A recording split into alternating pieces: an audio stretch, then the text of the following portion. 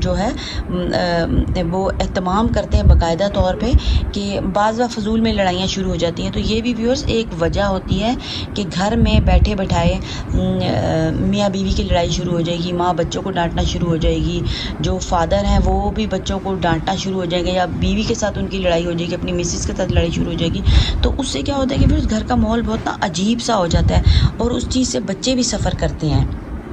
उस माहौल से अजीब सा घर का प्यारा सा अच्छा सा माहौल हो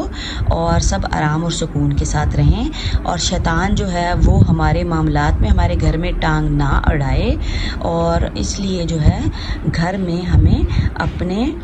इन तस्बीहों का एहतमाम करना है, जो मैं आपको बता रही। मेरी और वीडियोज़ में मैंने काफ़ी बताई हैं ये चीज़ें, तो वो भी आप इस्तेमाल करके अपने घर में रहमतें बरकतें और खुशियाँ हासिल करें। और वीडियो को लाजमी शेयर करें ताकि जो बहन भाई भी इस वजह से परेशान हैं, घर का माहौल ख़राब हो तो ज़िंदगी